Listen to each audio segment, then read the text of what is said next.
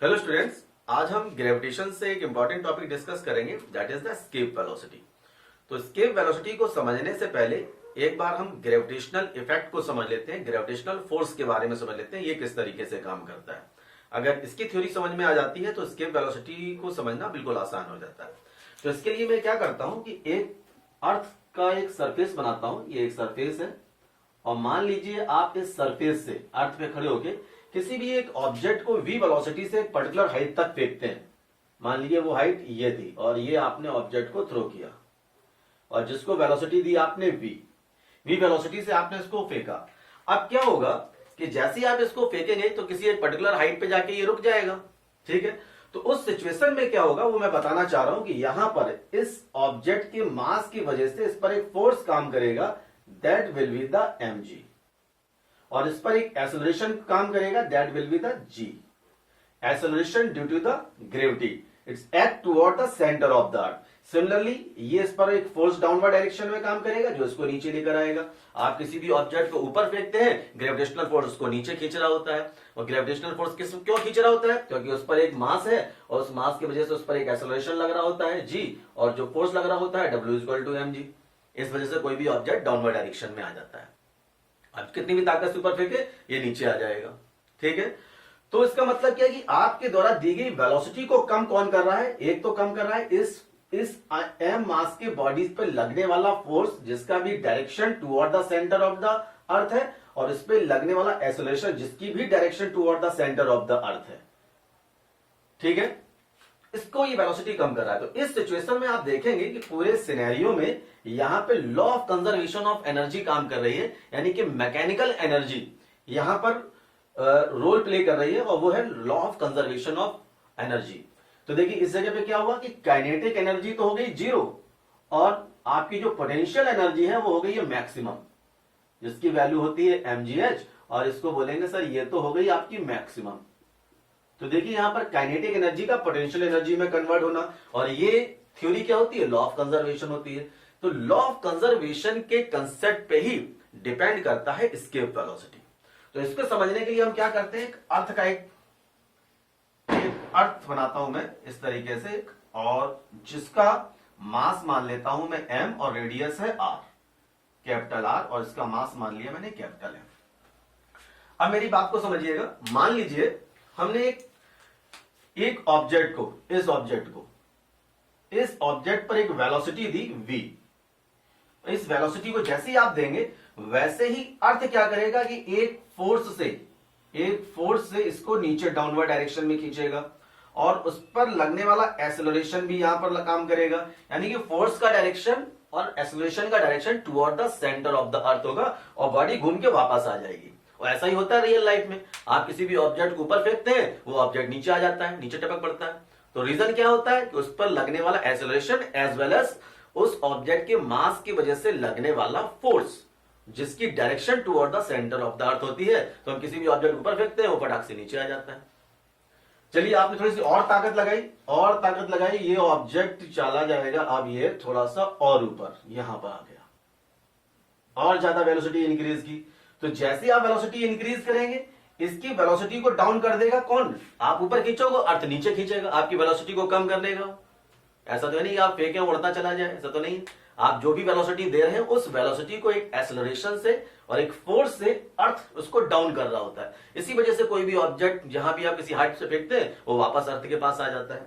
तो देखिए आप इसको किसी एक वेलोसिटी से ऊपर फेंकेंगे और ये उसकी वेलोसिटी को डाउन कर देगा toward the centre of the अर्थ। यहां पर एक्ट कर रहा होगा ये फोर्स, जैसे कि यहां पे हो रहा है, वेलोसिटी बढ़ी और इस वेलोसिटी को कम कौन कर रहा है? ये g और ये mg।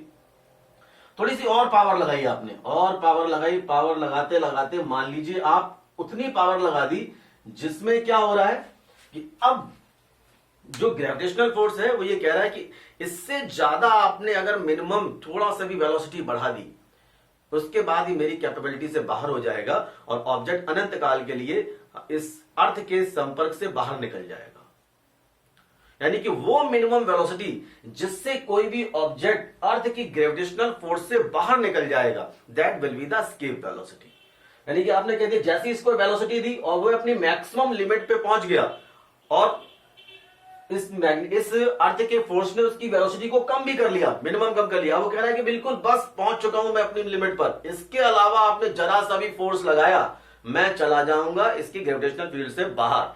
ठीक है, तो वो सिचुएशन कहलाती है, वो मिनिमम वेलोसिटी कहलाएगी जिस वेलोसिटी से ये थोड़ा सा भी आपने ज्यादा दिया, जो इसके अर्थ के ग्रेविटेशनल फोर्स से बाहर निकल जाएगा, अर्थ के ग्रेविटेशनल फोर्स के इफेक्ट से बाहर निकल जाएगा, that will be the escape velocity.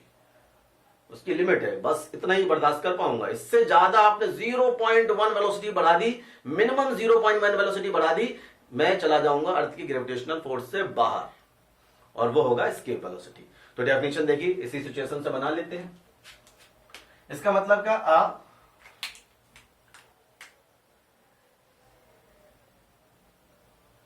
Minimum velocity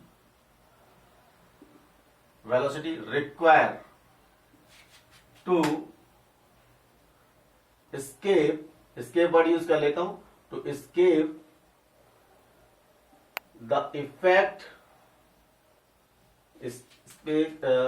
the effect of gravitational force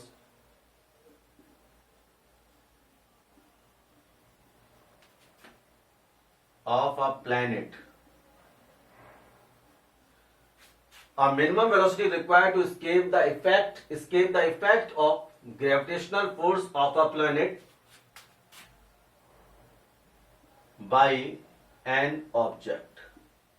यानी कि एक ऑब्जेक्ट का वो मिनिमम वेलोसिटी जो ग्रेविटेशनल फोर्स के इफेक्ट से बाहर निकल जाए, clear, that will be the escape velocity. Definition एक बार फिर से देख लें और मेरे शब्दों को भी समझ लें। A minimum velocity required to escape the effect of gravitational force, यानी वो मिनिमम वेलोसिटी जिससे effect of gravitational force of planet by the object, यानी कि ऑब्जेक्ट के ग्रेविटेशनल फोर्स के इफेक्ट से कोई बाहर निकल जाएगा, इसके मतलब बाहर निकल जाना, that will be the escape velocity. वो एस्केप वेलोसिटी कहलाएगी, वो एस्केप वेलोसिटी कहलाएगी। तो इसको मैथमेटिकली ड्राइव करते हैं कि किस तरीके से ये कितनी वैल्यू होगी, किस वैल्यू से बाहर जाएगा, उस बारे में पता कर लेते हैं। लेकिन इसका मतलब क्या है कि इसकी लिमिट, एक लिमिट तक ग्रेविटेशनल फोर्स किसी भी ऑब्जेक्ट को खींच लेता है, लेकिन जैसे ही आपने उसकी लिमिट से थोड़ा सा भी मिनिमम एनर्जी दे दी, आपने मिनिमम वेलोसिटी दे दी, उससे पर वो बाहर निकल जाएगा, बोला अब नहीं आऊंगा कभी वापस, वो घूमता रहेगा अर्थ के अनंत काल तक, अर्थ के एटमॉस्फेयर के बाहर। कहां घूम रहा है इस बात की जानकारी नहीं मिलेगी, लेकिन वो घूमता रहेगा। तो अब इसकी वैल्यू को फाइंड करते हैं। देखिए कितना आसान है ये। देखिए लॉ ऑफ कंजर्वेशन के लॉ पे काम कर रहा है, और लॉ ऑफ कंजर्वेशन क्या कहता है एनर्जी का, कि initial energy equal to the final energy, या ऐसे बोले initial mechanical energy is equal to final mechanical energy. और mechanical energy is a combination of kinetic energy and potential energy, यानी कि यहां भी मैकेनिकल एनर्जी होगी और फाइनल पोजीशन पे भी होगी। ठीक है, तो चलिए इस बात को समझते हैं।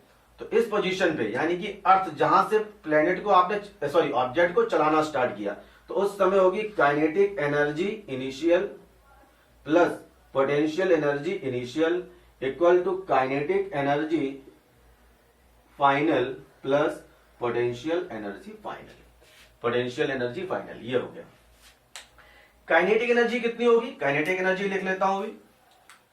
काइनेटिक एनर्जी होगी हाफ mv², इस मास के अकॉर्डिंग। इनिशियल पोटेंशियल एनर्जी कितनी होगी, इसका मास m, और जो g की वैल्यू होगी और हाइट जो होगी, डिस्टेंस g, उसको हम बोलेंगे माइनस gm/r, ये स्मॉल होगा।